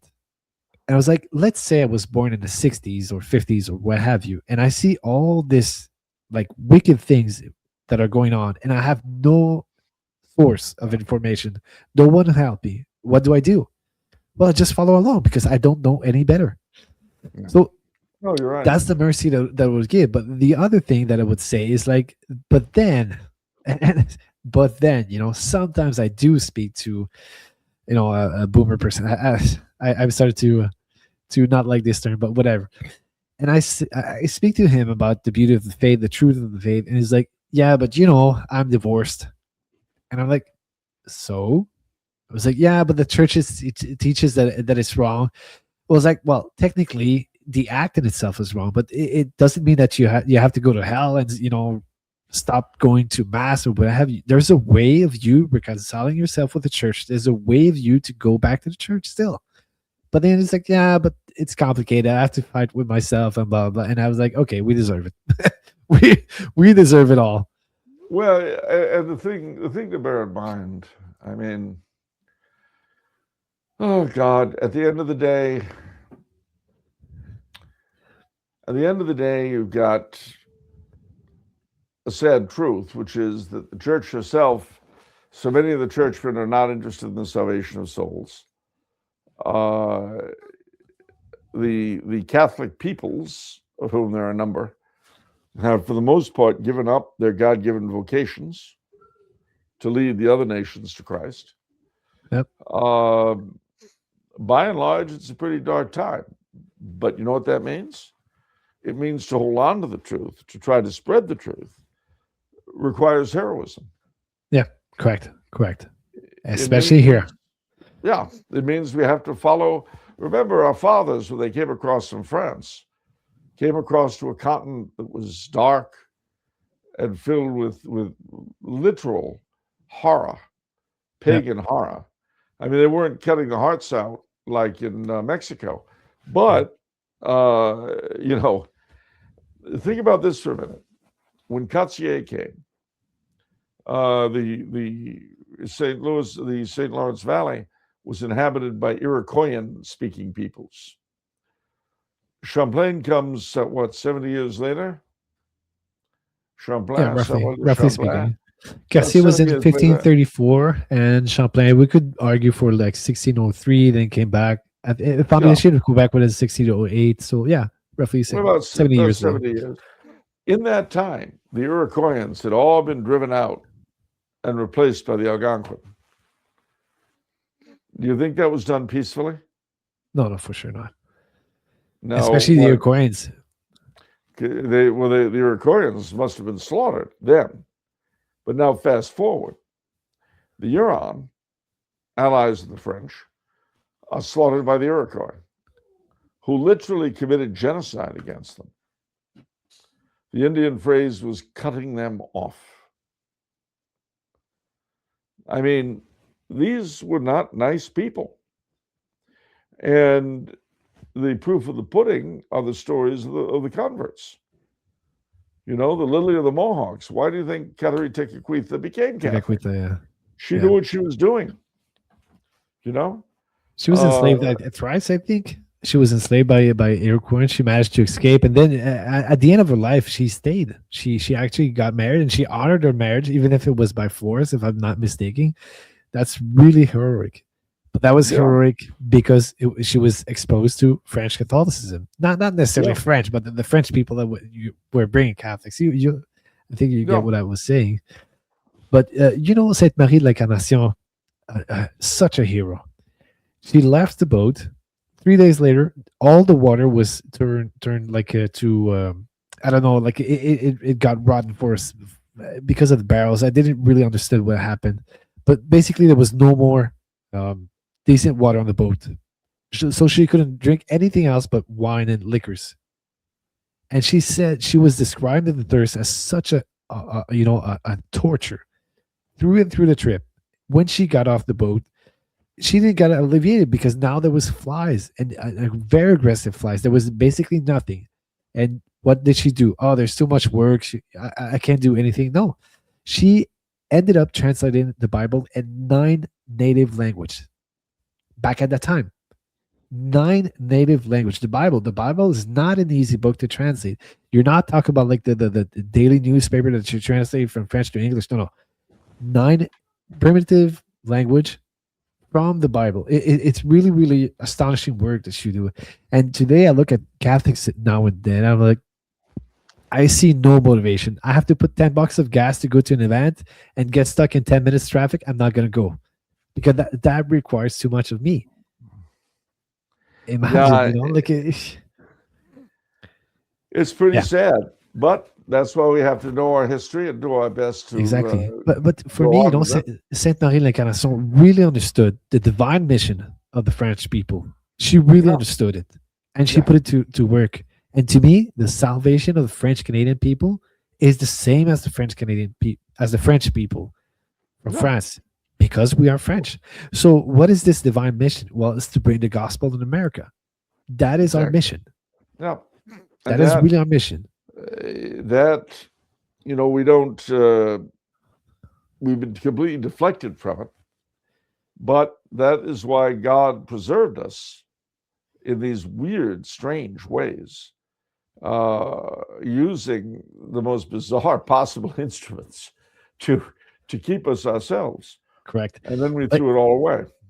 But you see, what is saving Catholicism now in Quebec? Saving it. I really mean saving it, because we're in a survival mode, incredible survival mode. I think it's the theologians from the United States, which is an even weirder tool that God is using. Now America is basically producing incredible books, incredible talks, YouTube channels, and what have you, and saints too. And a lot of French people, a lot of French Canadian people are looking at what America is doing right now, and they say, "Oh, Catholicism is actually true. How cool!" But now the other issue, which is great. I mean, it's really good. God, writes on crooked line. That's what we say. But now when people are trying to go to mass, they find a disaster. They only find, like, I will say, government priests. I don't know how to call them. I don't want to go too far, but they're not finding real priests with faith. So they find a wicked mass. No, not a wicked mass. That's not what I wanted to say. They find a twisted mass that is not celebrated the way it should be done, even in the Novus Ordo Missal. So they get back, they find this call to go back to Catholicism, and when they arrive at church, all they see is a disaster, and they're like, "Why should I be here? Why should I be here?" That's very unfortunate. That's very unfortunate. It's criminal. It's not unfortunate. It's criminal on the part of the authorities. I mean, mutatis mutandis. Remember what I said about them not believing in the necessity of the church for salvation. You saw this during COVID, when most, not all, there was some brave, notable exceptions, but most of the hierarchy hid under their beds, gave up, and were more stringent in their regulations than the state. And in Southern California, I was here in Austria already. I was locked down with 8 priests. So you know what? I didn't have any problems getting the sacraments. But most of the parishes in Southern California that I used to go to had 3 signs on their websites, which read, make a perfect act of contrition, as though that were really easy. Make a spiritual communion. Donate here. Now, guess which of the 3 you could like click? If the church was a Chick-fil-A, Yeah, I mean, drive in, drive out. It's all done. Good. And my joke was that I donated $70,000 to the Archdiocese of LA, and I tried to get my deduction for the IRS. Well, they said, you didn't give them any money. There's no proof of that. And I said, no, it was spiritual. It was like what they gave me. I returned it. They gave me spiritual blessings and spiritual sacraments. I gave them spiritual money. Yeah. $70,000. In defense of them, there's a certain truth to that. St. Catherine of Siena did say it, and a lot of saints said it. But that's not how you should pastoral your people. We are not saints. We are not saints. I'm just saying that the money I gave them was just as good as what they gave me. Yeah. Well, I hope they understood. No, but the IRS wouldn't credit me. Yeah, they didn't accept it. The Internal Revenue Service, they wouldn't take it as real money. Yeah, I would say that the best thing that could happen to us right now is 2 things. The first, that I would say aristocracy from France could help us building newspaper, media, and what have you, because we have no money. The taxes are so high. The cost of life is so high that even like people that were, at ease with the budget, like our family, whatever, they can no longer do anything. Even supporting the church with minimum stuff is hard for us. So money's lacking. So aristocracy could really help the churches here, like I said, by providing help for medias or lectures, books, printing, what have you. And the second thing is that people that discern priesthood hold on, because basically all they can do is go to seminary, which is you know how it is. I don't want to say the exact word, but let's say not necessarily faithful to the church, but they have Yeah. to go through it. They have to go through it. And that's torture. You know, the seminary of Montreal, which is better than the one of Quebec, they would do kids drawing to the seminaries. Okay, so now you're going to draw your dreams, seminaries. And then they have this Jewish celebration where they celebrated Seder. So you're going to dress like a Jewish guy, blah, blah, blah. And these guys are 30, 40 years old. What are you doing, you know? So it's a tremendous torture, but they have to hold on. A lot of people have gone out of it. They couldn't handle it. But we need priests. We really need priests. We So do, yeah, and they will come. Um, I mean, so many of the priests we have now, the younger ones, are pretty decent. Part of the problem we've got correct. is the Correct. leadership of the church were produced in the 1970s, Mhm. which was really the rock bottom period for seminaries, both in terms of morals and in terms of doctrine. In another 10, 15 years, and I may not be around to see it, you probably will, please God, we'll begin to see a turnaround. But till then, you got to keep your eyes on the prize, as they used to say in Yeah. the civil rights days in the American South. His Excellency Monseigneur Lépine in Montreal is really good Archbishop. He's really good. He's faithful to the church. He was my bishop before. Really good bishop. And he did some things to improve the seminary. But people need to understand that the bishops don't have all the powers in the world. Not in the church today. And yeah, there are some things that need to be fixed, but we need to try. We need to at least, give our yes to God and just be faithful to the French divine mission and to the Catholic call. That's what it is, But and I once again turn back to monarchy, what it has bring us. Just if we could study the history, see what it gave us, and live to it, even if there's no hope of having a French monarch back on the throne and helping us, or us helping in whatever. Even if there's no hope, why wouldn't we support him? It's like, it's like saying your grandfather is old, so you should no longer call him or see how he's doing or speak of him. No, Yeah, he's still no, he's still the father of the nation in a certain way, you know. So I'd that to me is agree. one of the key points.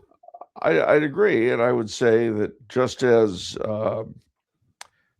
our fathers did when Chambord was Henri V, I think on the one hand we should support the king we want, and on the other support the king we have.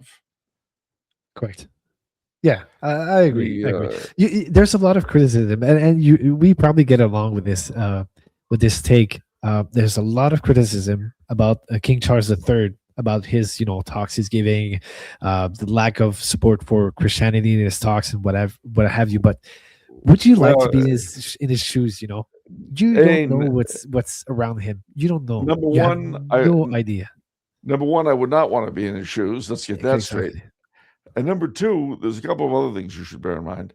I've read a lot of what he's had to write. Mhm. Most people don't, you see. They're good with talking, but they don't like reading stuff. My late father, who is very French Canadian, used to say, if it's not worth studying up, it's not worth having an opinion on. So Which is 100% true. if you're not going to Was your do it, father's name Guy? By any yes, chance? Guy My Coulombe, father's vraiment. name was Guy as well. Yeah, la même chose. Yeah, Guy Coulombe. Although he used to say his parents are so proud of being Gentile, they named him Goy. But at any rate, It's one letter away. well, the funny thing about that, though, Guy is not a family name with us. I mean, Charles is, my brother Andre, Alexis, Antoine, we have those, Joseph, my God, so many Josephs.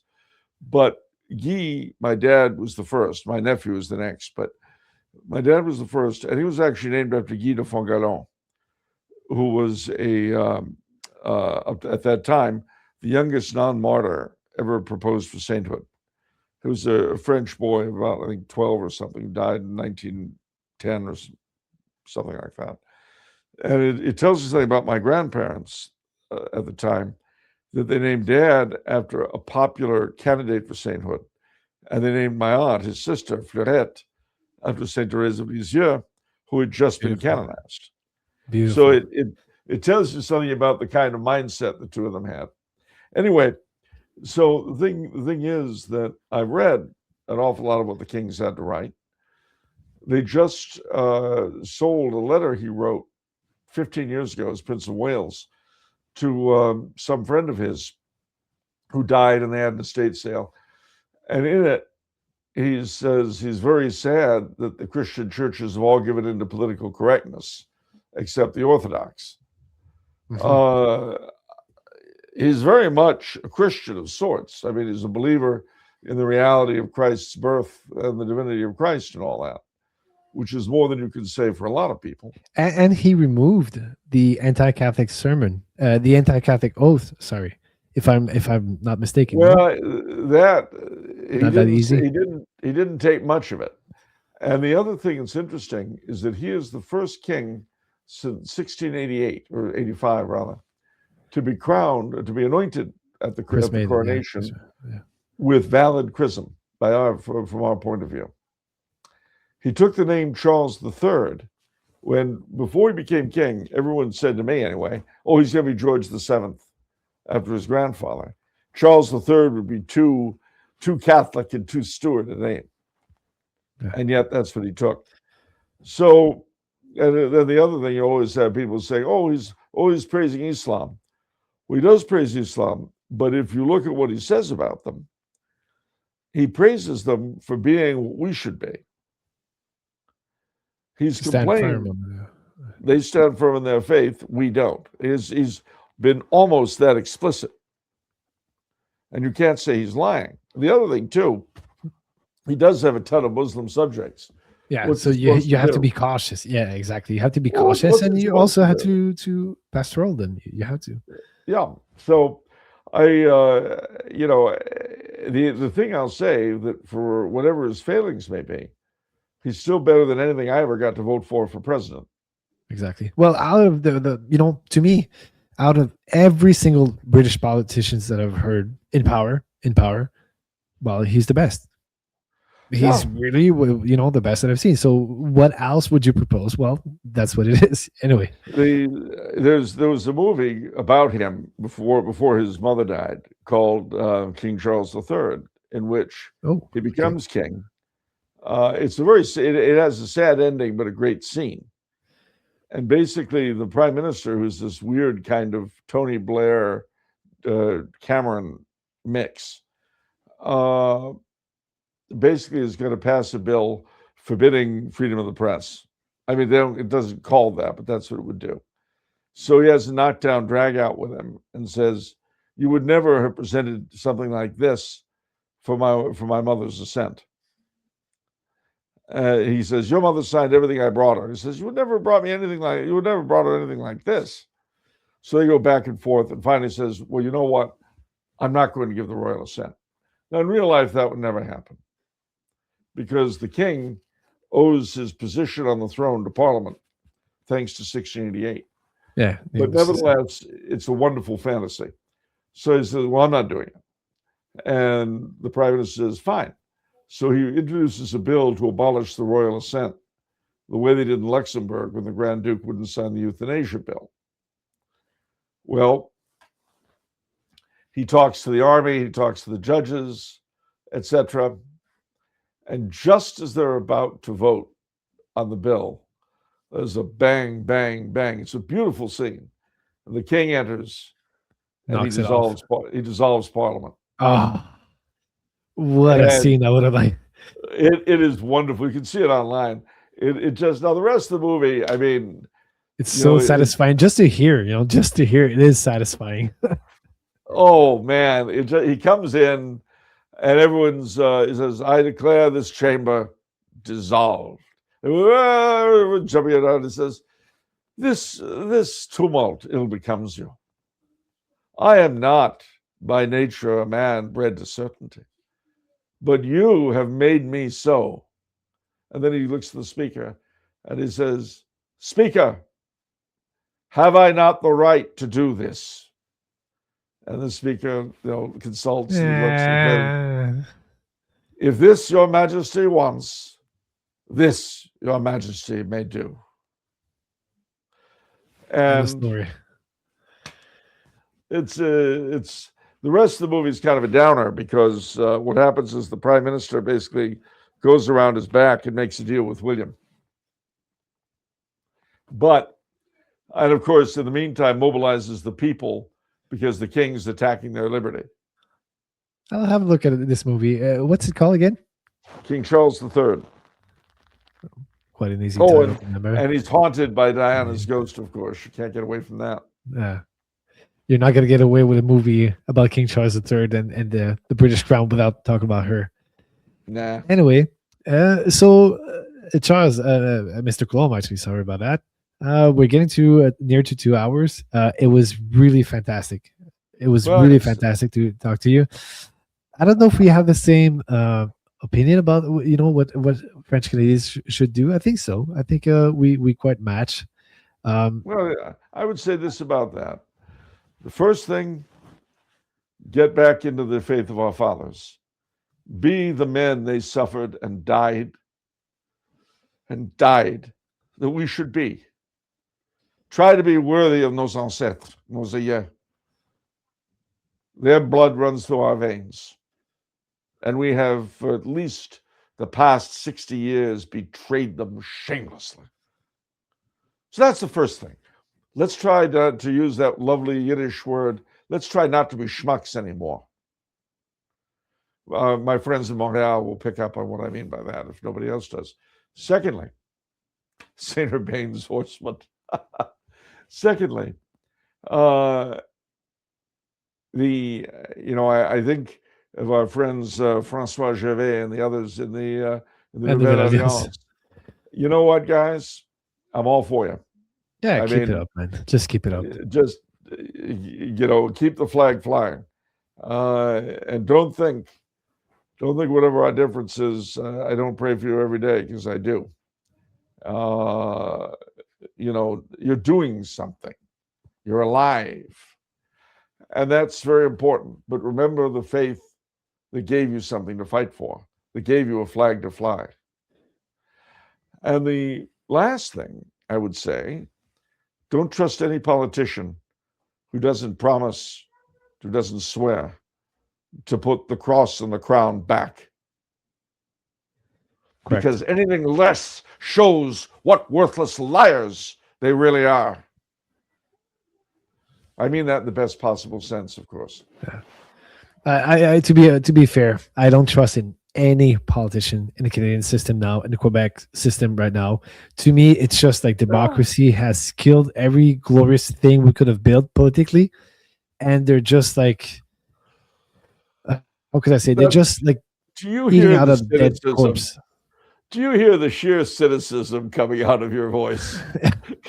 This, I am so hurt. Mr. Coulombe, one of the biggest defect we have, one of the biggest, nonsense that comes out of us is we are so, we love the providential government, quote unquote. We love it. We love the checks that they gave us back. We love the income tax return. We love the parental daycare, blah, blah. And there's some good to this. Yes. Okay. There's some good to this. But you don't have to depend on whatever the government does in your life to do something. You don't have to wait for the government to tell you to do something. Start a family, go back to church, do something. Exactly like we were talking about Nouvelle-Alliance. At least they're doing something. They're raising the flag. Good. If only we could have 20 more like that in the province, it would still be something, It would be. And, I will say one other thing. This is apropos of nothing in particular, except I feel like saying it. There you go. But back in 2012, my gosh, 14 years ago, the then Lieutenant Governor of Ontario was a was going to attend the Blessed Sacrament Church in Toronto. And this was the first official visit of a lieutenant governor of Ontario to a Catholic church. The reason was a concert to be put on in the church by the band of the Governor General's Horse Guards. Well, I was asked to be ADC to the lieutenant governor, and I said, okay. So they had two flanking the doors of the church. It was almost like a dream of what might have been, what could be, the Catholic monarchy. But you had the two mounted guards on their horses on either side of the church door, the entrance. Limousine comes up, out come the lieutenant governor and his wife, the chatelaine, as they say. And I escorted them into the church to the front row, and we sat in the pew. Well, they were both evangelicals, as it turned out. And I answered their questions about the church furnishings, the tabernacle, which was open and the Blessed Sacrament was gone. And I had to explain that this was done because it was going to be a concert. Yeah. And, I explained about the Stations of the Cross, everything else that they were asking about. And I really felt quite the privilege to explain this stuff to them. Well, then the concert began, but being a military-oriented thing, they had a lot of military music. But at one point, there was a medley of the regimental marches of the different Canadian regiments. And they said, if you have any family connection with a given regiment, when they play your march, stand up. Well, they played Alouette for the Royal 22nd, for the Vendeur. And there have been a lot of Coulombes at the Vendeur. So I stood up. Good. Yeah, sure. And I saw the lieutenant governor and his lady look up at me like. Then I stood in detention while they played and then sat down. And she said to me, "You're French Canadian." I said, "You bet." The way only an American can. Yeah. Well, you're doing a great job about helping us to go back to the faith and to Christendom, actually, to work for the vine of Christ on earth. Mr. Coulombe, I will just tell you this, and that is, it is because I have seen the future if we do not change. Correct. I am, for you, I am Marley's ghost. You know what I mean by that? No, I don't have the reference. I was A Christmas Carol. Ebenezer Scrooge. Okay. Charles Yeah, Dickens. You've heard of it? Yep. Yeah. I've watched the cartoon when I was young. Well, okay. It's all right. Probably dubbed. Not to worry. Marley's ghost, Jacob Marley, is his partner. And he's dead. So when Scrooge goes home on Christmas Eve, Marley's ghost appears to him to warn him to change his ways. And Marley's ghost has all these chains and everything on him. And he's obviously in sort of purgatory because he was so greedy and nasty during life, the way Ebenezer Scrooge is now. And he says to Scrooge, he points, says, "Look at this. You have yet a chance and a hope of escaping my fate." And he says, "Well, do I have to?" And he said, "Oh, yes." And so that's how the three spirits, Christmas past, Christmas present, Christmas yet to come, get sent to him. But the first ghost he sees is Marley's ghost, who warns him that his future is Scrooge's future if he doesn't change his ways. So, as the son of three generations of New England French Canadians, I am for you Marley's ghost. I can barely speak the language of our fathers. Correct. You understand? Absolutely. If you want to be, so just keep going the way you're going, and you'll be like me in 60 years. That's something to look forward to. In chains, we're heading this way, but maybe not. There's a small comeback to Catholicism. There's a small revival, but it needs to grow. It needs to grow. there was a hope, Monsieur Champagne. There was a hope for Ebenezer Scrooge, and he took it. Yeah, correct. That's what we need to do. Um, it's gonna. I have 2 hours of recording. It's gonna finish Ah, soon. Um, is there a book you're working on, or something you want to plug in? I I am know. working on another book. I hope to have it at the publishers by February of next year. At least they've told me I better, or they'll punish me severely. So I guess I better. I haven't announced it yet in any official forum. So maybe I'll keep my peace. But in the meantime, let's just put it this way: if you liked Carl and Zita, this Loved will it. be well. This will be, in a sense, bringing the story further up to our time. I loved it. Well, for anyone who's interested in your work, I recommend to anyone to look at Mr. Coulombe's videos on YouTube. But please, first of all, read his books. His book on Blessed Charles, really, it brought tears to my eyes a few times. I was coming back from work. I was eager to read it. I had to take care of my family, but I was eager to read it. It was really delight. Very well written. The introduction is a masterpiece. The whole book through and through really is good, and I'm inspired to actually start a Gebetsliga in Quebec City. I'm discerning what I should do, but that's thanks to your book, and thanks to your talk, and thanks to His Imperial Uh, Highness Edward's Habsburg work. So you're most yes, welcome. I would also recommend another one of my books called Puritan's Empire. It's a history of the United States, but it has a lot of Canadian history intertwined with it. it is intertwined. It is. I'll actually take a look at it. Well, And so Mr. I thought, Joscom, it was really a delight to have you on. Thank you so much for this time. I hope everyone enjoyed, and I hope to talk to you soon. same here. God bless you all, and God bless Quebec and Canada. Amen. Vive le roi. Vive le roi très chrétien.